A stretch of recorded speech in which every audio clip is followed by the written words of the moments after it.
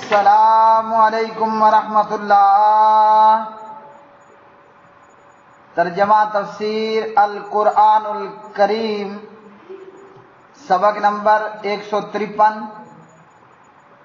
سورہ النساء، پارہ نمبر 5، آیت 37 تا 42۔ اعوذ باللہ من الشیطان الرجیم۔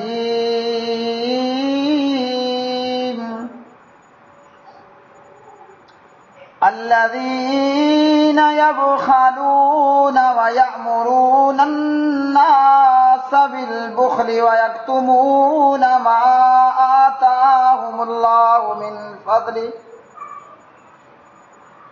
وَيَكْتُمُونَ مَا آتَاهُمُ اللَّهُ مِنْ فَضْلِهِ وَأَعْتَدْنَا لِلْكَافِرِينَ عَذَابًا مُهِينًا۔ وَالَّذِينَ يُنْفِقُونَ أَمْوَالَهُمْ رِئَاءَ النَّاسِ وَلَا يُؤْمِنُونَ بِاللَّهِ وَلَا بِالْيَوْمِ الْآخِرِ وَالَّذِينَ يُنْفِقُونَ أَمْوَالَهُمْ رِئَاءَ النَّاسِ وَلَا يُؤْمِنُونَ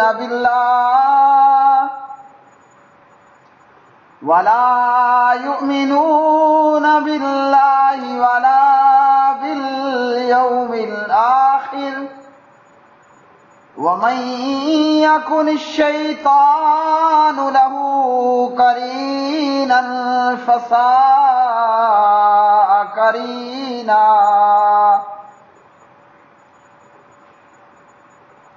وَمَاذَا عَلَيْهِمْ لَوْ آمَنُوا بِاللَّهِ وَالْيَوْمِ الْآخِرِ وَأَنفَقُوا مِمَّا رَزَقَهُمُ اللَّهُ وَكَانَ اللَّهُ بِهِمْ عَلِيمًا۔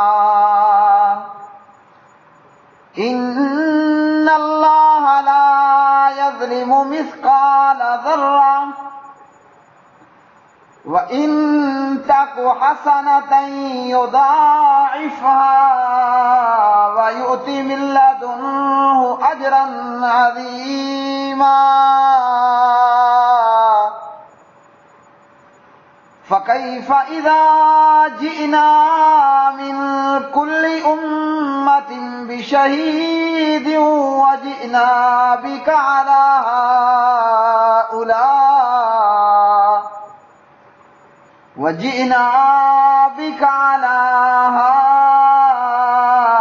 هؤلاء شهيدا۔ يومئذ يود الذين كفروا وعصوا الرسول لو تسوى بهم الأرض ولا يكتمون الله حديثا۔ وہ لوگ جو بخل کرتے ہیں اور لوگوں کو بخل کا حکم دیتے ہیں اور اسے چھپاتے ہیں جو اللہ تعالیٰ نے انہیں اپنے فضل سے دیا ہے، اور ہم نے کافروں کے لیے رسوا کرنے والا عذاب تیار کر رکھا ہے۔ اور وہ لوگ جو اپنے اموال لوگوں کے دکھلاوے کے لیے خرچ کرتے ہیں اور نہ اللہ تعالیٰ پر ایمان لاتے ہیں اور نہ یوم آخرت پر، اور وہ شخص کہ شیطان اس کا ساتھی ہو تو وہ برا ساتھی ہے۔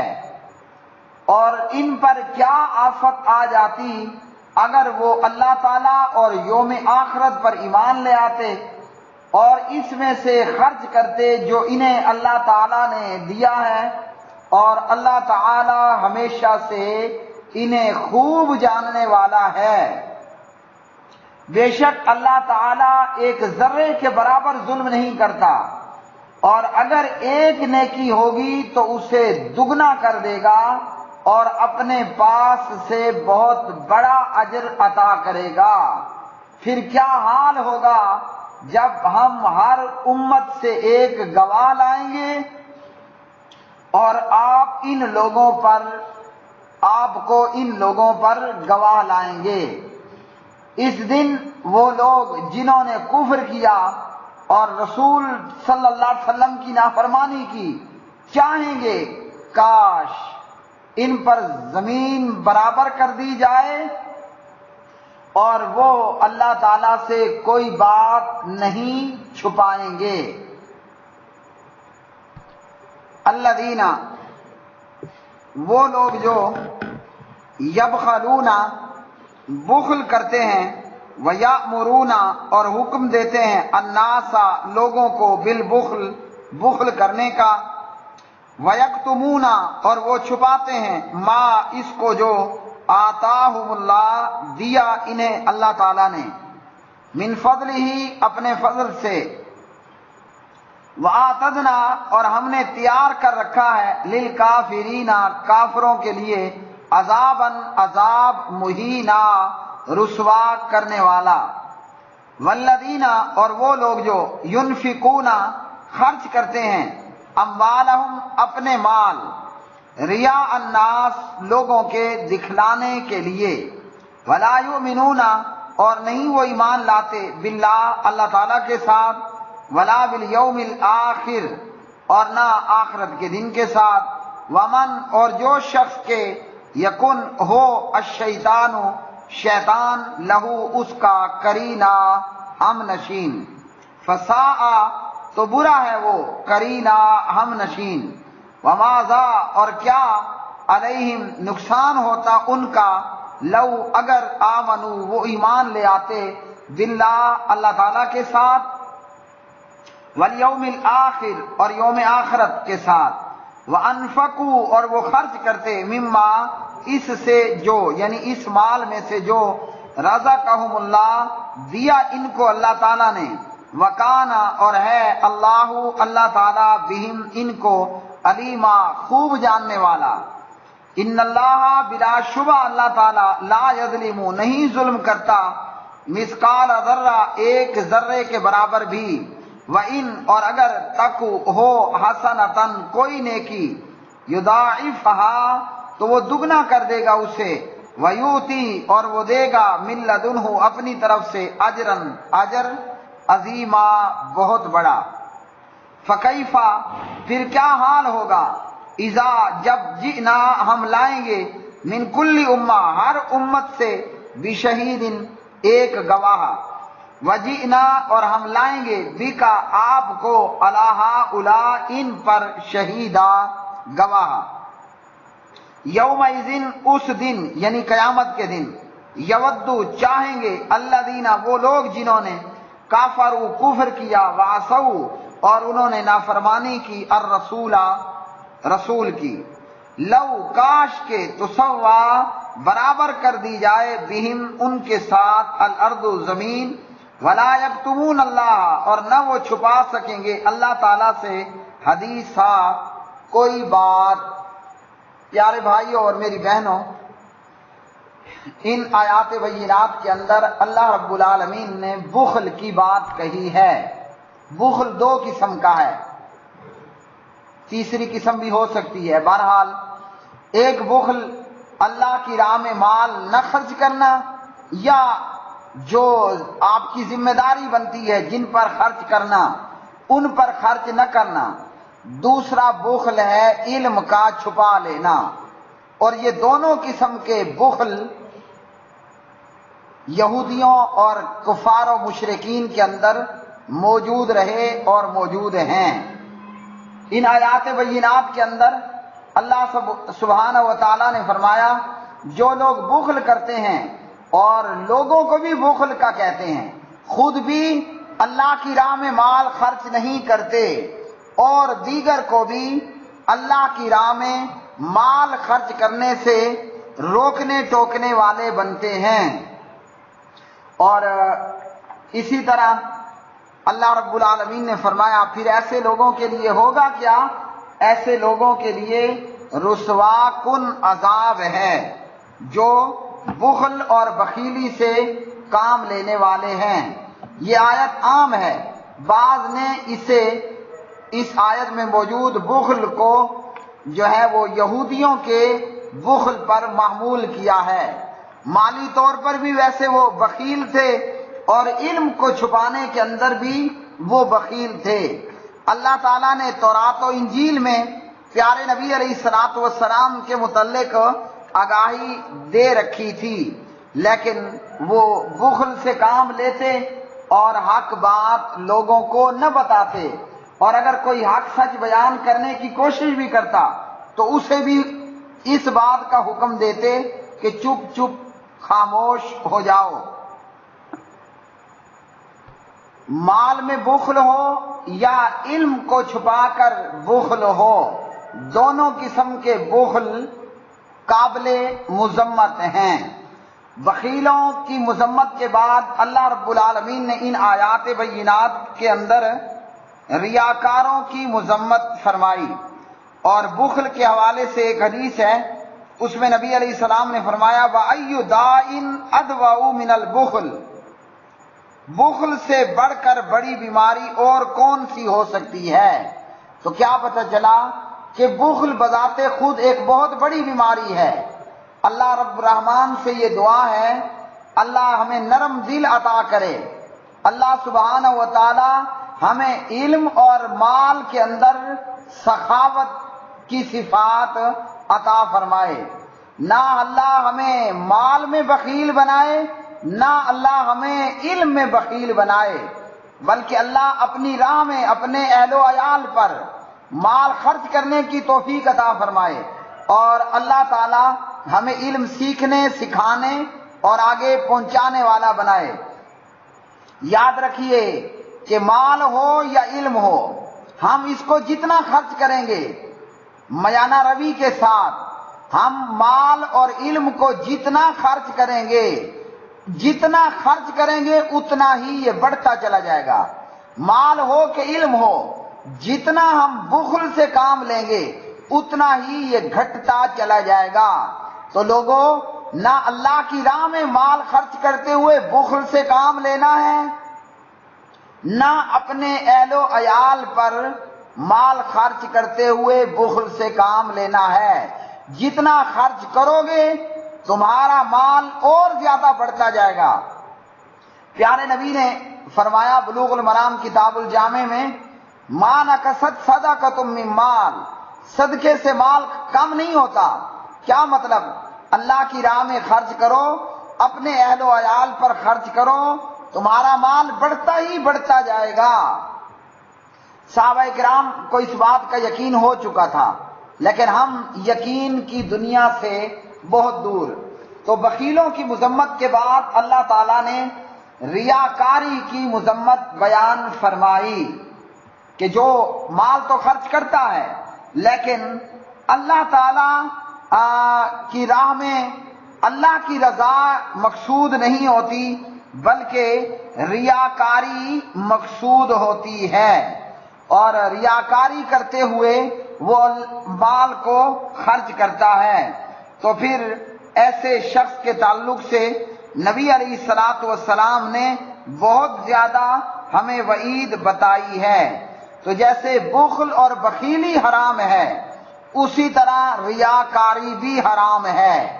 بخل بھی حرام ہے اور ریاکاری بھی حرام۔ بخل کے حوالے سے پیارے نبی صلی اللہ علیہ وسلم نے فرمایا کہ بخل سے بچو، کیوں؟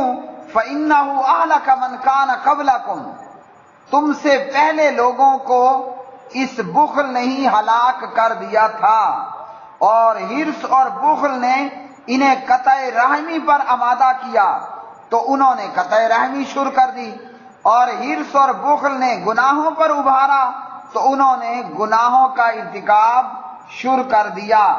مسند امام احمد اور سنن ابی داود میں یہ روایت موجود ہے۔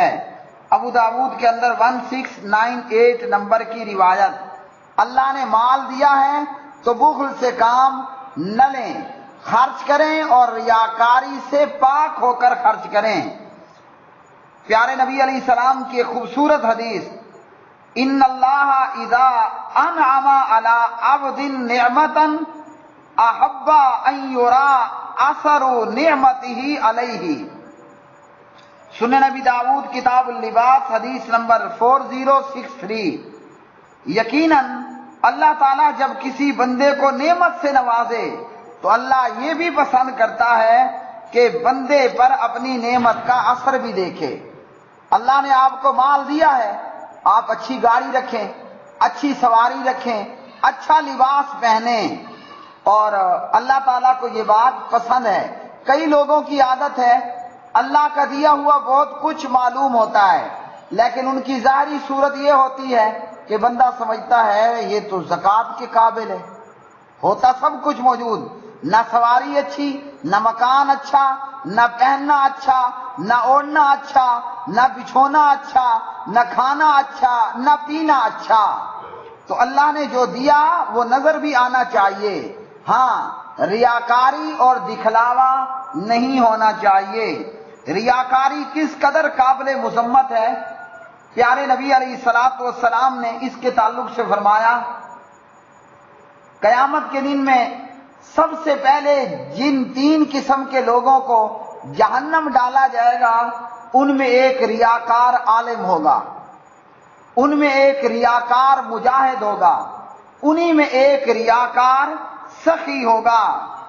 اللہ تعالیٰ سے یہ ریاکار سخی کہے گا، ما ترکت من شیء تحب ان ينفق فیہ الا انفقت فیہ لک قال کذبت انما اردت ان یقال فلان جواد فقد قیل۔